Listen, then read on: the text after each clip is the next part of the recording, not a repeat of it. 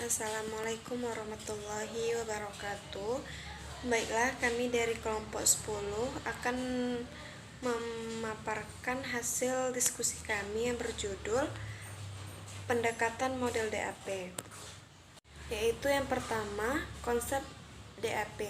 Konsep DAP muncul karena banyaknya kurikulum yang dikembangkan di sekolah Amerika pada kurun waktu tahun 1960-an sampai 1970 yang tidak sesuai dengan tahapan perkembangan anak. Khususnya untuk anak usia di bawah 8 tahun, kurikulum tersebut dianggap telah gagal menghasilkan siswa yang dapat berpikir kritis dan dapat menyelesaikan berbagai permasalahan dalam kehidupan. Konsep DAP yang dikembangkan melalui beragam kegiatan yang sesuai dengan tahapan perkembangan anak menyebabkan anak memiliki pengalaman yang konkret serta menyenangkan saat terjadinya proses belajar sehingga dapat menumbuhkan kesadaran pada anak. Strategi DAP adalah strategi pembelajaran yang cocok dengan kinerja otak untuk menyusun pola-pola yang mewujudkan makna dengan cara menghubungkan muatan akademis dengan kehidupan sehari-hari siswa. Hal ini penting diterapkan agar informasi yang diterima tidak hanya disimpan dalam memori jangka panjang sehingga akan dihayati dengan diterapkan dalam tugas pekerjaan. Konsep DAP memiliki 3 dimensi, yaitu yang pertama, patut menurut umur. Maksudnya adalah sesuai dengan tahap-tahap perkembangan anak. Pendidikan harus mengetahui tahap perkembangan anak dalam setiap rentang usianya. Yang kedua, patut menurut lingkungan. Adalah sesuai dengan pengalaman belajar yang bermakna, relevan, dan sesuai dengan kondisi sosial budaya. Dan yang ketiga, patut menurut anak sebagai individu yang unik sesuai dengan keunikan anak. Adalah sesuai dengan pertumbuhan dan karakteristik anak, kelebihannya, ketertarikannya, dan pengalaman-pengalamannya. Pendidik harus mengerti bahwa setiap anak adalah unik, mempunyai bakat, minat, kelebihan, kekurangan, dan pengalaman yang berbeda-beda. Selanjutnya, prinsip berdasarkan perkembangan DAP, yaitu ada 9. Yang pertama, kurikulum harus dapat mencakup perkembangan seluruh dimensi tumbuh kembang anak, yaitu fisik, spiritual, kognitif, emosional, dan sosial secara terpadu. Yang kedua, fisik, pengendalian fisik atau tubuh pada anak. Dan yang ketiga, kognitif, tingkat kemampuan anak untuk dapat mengingat dan sampai puncak tertinggi, yaitu seperti evaluasi. Dan yang keempat, emosional, suatu respon terhadap sesuatu yang mengalami perkembangan perasaan yang kuat, seperti marah, senang, dan sedih. Dan yang kelima, sosial, anak mampu bersosialisasi dengan lingkungan di masyarakat dan mampu beradaptasi dengan hal-hal yang baru. Dan yang keenam, pendidik harus mampu memodifikasi kurikulum sesuai tuntunan perubahan dari waktu ke waktu. Dan yang ketujuh, proses belajar mengajar harus berjalan aktif dan interaktif. Dan yang ke-8, dalam kegiatan belajar mengajar harus menggunakan materi yang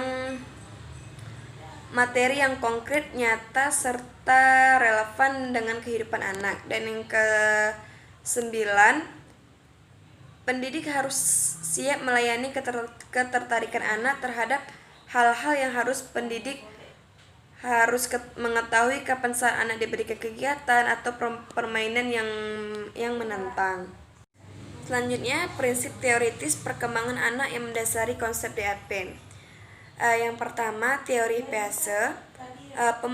Pemahaman anak dibangun melalui action, sehingga teori ini disebut juga dengan teori konstruktivis. Seorang anak dapat memahami suatu konsep melalui pengalaman konkret. Dan yang kedua, teori Erikson berpendapat bahwa perkembangan emosi positif sangat penting dalam perkembangan jiwa anak, dan ini sangat tergantung pada peran guru.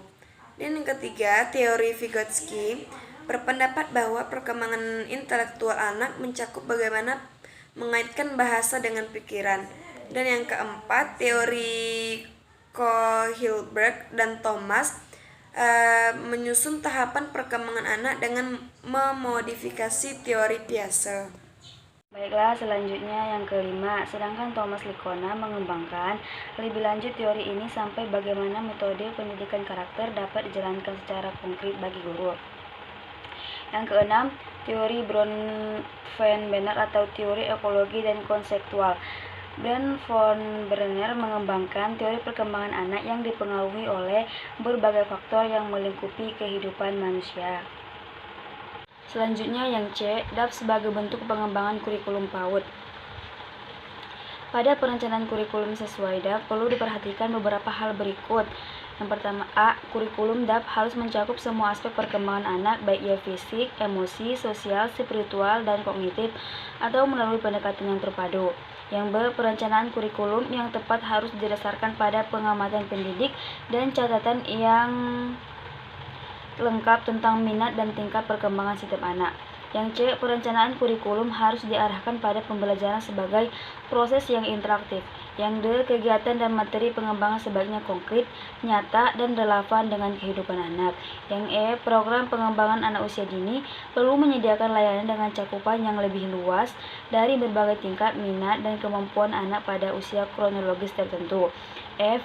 Pendidikan perlu mengembangkan berbagai variasi kegiatan dan materi pengembangan dan mengupayakan kegiatan dengan tingkat kesulitan, kompleksitas, dan tantangan yang lebih tinggi agar anak terlibat aktif.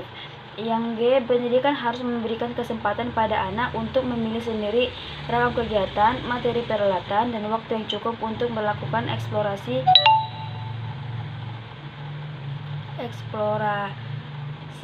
Yang H. Pengalaman, bahan, dan perlengkapan pengembangan yang berasal dari berbagai budaya. Yang I. Program pengembangan yang dipersiapkan pendidik perlu memperhatikan keseimbangan anak dalam beraktivitas dan istirahat. Yang terakhir J. Berbagai pengalaman dan kegiatan di luar perlu diperkenalkan pada anak segala usia. Yang D. Selanjutnya D. DAP dan konsep bermain. Bermain adalah kegiatan yang anak-anak lakukan sepanjang hari karena bagi anak bermain adalah kehidupan dan kehidupan yang nyata. Anak usia dini tidak membedakan antara bermain, belajar, dan bekerja. Anak umumnya menikmati permainan dan akan terus melakukan dimanapun mereka berada dan memiliki kesempatan untuk bermain. Tentang bermain, Horlock menyatakan setiap kegiatan yang dilakukan untuk kesenangan yang ditimbulkan tanpa mempertimbangkan hasil akhir. Dengan demikian, anak dapat mempelajari berbagai keterampilan dengan senang hati tanpa merasa dipaksa atau terpaksa ketika kegiatan bermain. Bermain mempunyai banyak manfaat dalam mengembangkan keterampilan dan kecerdasan anak agar lebih siap maju pendidikan selanjutnya. Kecerdasan anak tidak hanya ditentukan oleh skor tunggal yang diungkap melalui tes intelligence saja, akan tetapi anak juga memiliki sejumlah kecerdasan yang berwujud keterampilan dan kemampuan. Froebel menganggap jika bermain sebagai kegiatan yang mempunyai nilai praktis, artinya bermain sebagai media untuk meningkatkan keterampilan dan kemampuan tertentu pada anak. Bermain juga berfungsi sebagai sarana refreshing untuk memulihkan tenaga seseorang setelah lelah bekerja dan dihinggapi rasa jenuh. Baiklah, cukup sekian hasil presentasi dari kelompok 10. Mohon maaf apabila ada kesalahan. Kami tutup. Assalamualaikum warahmatullahi wabarakatuh.